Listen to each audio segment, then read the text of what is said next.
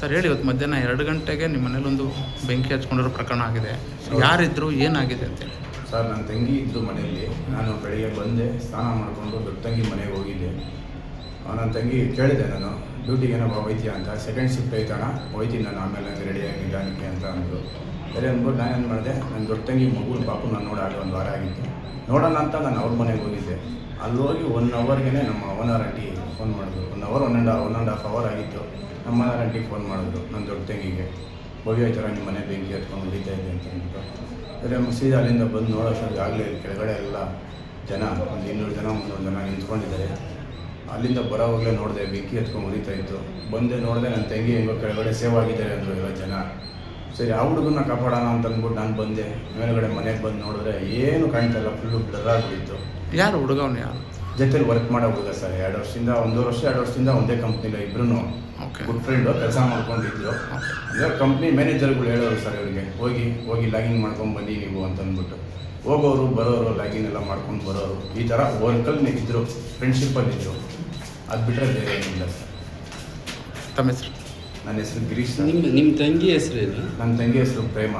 ಅವರು ವೋಡಾಫೋನ್ ಕಂಪ್ನಿಯಲ್ಲಿ ಕೆಲಸ ಮಾಡ್ತಾರೆ. ಹುಡುಗನ ಹೆಸರು ಕಿರಣ್ ಇರ್ಬೇಕು ಸರ್, ಅಷ್ಟು ಕನ್ಫರ್ಮ್ ಆಗಿ ನನಗೆ ಗೊತ್ತಿಲ್ಲ. ಏನೋ ಲವ್ ಮಾಡ್ತಿದ್ರಾ ಏನಾದರೂ? ಆ ಥರ ಲವ್ ಮ್ಯಾರೇಜ್ ಎಲ್ಲ ಏನಿಲ್ಲ ಸರ್, ಅವರು ಫ್ರೆಂಡ್ಸು ಸರ್. ಅಣ್ಣ ತಂಗಿ ಥರನೇ, ಅಂದರೆ ಒಂದು ಫ್ರೆಂಡ್ಶಿಪ್ಪು, ಒಂದೇ ಕಂಪ್ನಿಯಲ್ಲೋ ವರ್ಕ್ ಮಾಡೋದು, ಒಂದು ಬಾಂಡಿಂಗಲ್ಲಿ ಇದ್ರು ಅಷ್ಟೇ. ಇವತ್ತು ಏನಕ್ಕೆ ಬಂದಿದ್ದ ಏನಾದ್ರು ಸರ್? ಇಲ್ಲ, ನಾನು ನನ್ನ ತಂಗಿ ಹೇಳಿದ್ದೇನಂತ, ಮ್ಯಾನೇಜರ್ ಏನೋ ಲಾಗಿನ್ನು ಅಂತಂದ್ಬಿಟ್ಟು, ಆ ಲಾಗಿನ್ ಮುಗಿಸ್ಕೊಂಡು ಬನ್ನಿ ಅಂತಂದ್ಬಿಟ್ಟು ಏನೋ ಹೇಳಿದ್ದಾರೆ ಅಂತಂದ್ಬಿಟ್ಟು, ಅದಕ್ಕೋಸ್ಕರ ಹುಡುಗ ಬಂದಿರ್ತಾನೆ, ಕರ್ಕೊಂಡು ಹೋಗೋಣ ಅಂತ ಬಂದಿರ್ತಾನೆ ಮನೆಗೆ. ಬಟ್ ಫೈರ್ ಆಗಿರೋದ್ರ ಬಗ್ಗೆ ನನಗೇನು ಗೊತ್ತಿಲ್ಲ. ನಾನು ನನ್ನ ದೊಡ್ಡಗಿ ಮನೇಲಿದ್ದೆ. ನಾನು ಅವ್ರು ಫೋನ್ ಮಾಡೋರು, ನಾನು ಬಂದು ಪ್ರೆಸೆಂಟ್. ಎಷ್ಟು ಜನ ಇದ್ರಿ ಮನೆಯಲ್ಲಿ? ಫುಲ್ ನಾನು, ನಮ್ಮ ತಾಯಿ, ನನ್ನ ತಂಗಿ 3 ಜನ ಇರೋದು ಸರ್. ನಾನು ಬೆಳಿಗ್ಗೆ ಮನೆಗೆ ಬಂದೆ, ಡ್ಯೂಟಿಗೆ ಹೋಗ್ಬಿಟ್ಟು ನಾನು ಬೆಳಿಗ್ಗೆ ಬಂದೆ ಮನೆಗೆ. ಬಂದೆ 11 ಗಂಟೆಗೆ ನಾವು ಬಂದಾಗ ನಮ್ಮ ತಾಯಿ ಡ್ಯೂಟಿಗೆ ಹೋಗ್ತಾಯಿದ್ರು ರೆಡಿಯಾಗಿ. ಆಯ್ತಮ್ಮ ನೀನು ನೋಡು ಅಂತ ಅಂದ್ಬಿಟ್ಟು ನಾನಿದ್ದೆ ಮನೇಲಿ. ಸ್ವಲ್ಪ ಹೊತ್ತು ಮೊಬೈಲ್ ಚಾರ್ಜಿಂಗ್ ಹಾಕ್ಕೊಂಡು. ಇದು ಬಾಡಿಗೆ ಮನೆ? ಫ್ರೆಶ್, ಬಾಡಿಗೆ ಮನೆ ಸರ್. ಸ್ನಾನ ಮಾಡಿಬಿಟ್ಟು 1 ಅರ್ಧ ಗಂಟೆ ಮನೇಲಿ ರೆಸ್ಟ್ ತೊಗೊಂಡು.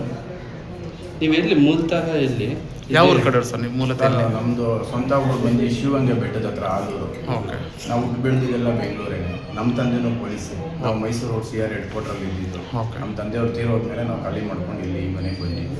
ನೀವೇನು ಕೆಲಸ ಮಾಡ್ತೀರಾ ಸರ್? ನಾನು ಡ್ರೈವರ್ ಸರ್, ಗೂಡ್ಸ್ ಗಾಡಿ ಡ್ರೈವರ್. ನಿಮ್ಮ ಹೆಸರು? ಗಿರೀಶ್ ಅಂತ ಸರ್ ನನ್ನ ಹೆಸರು.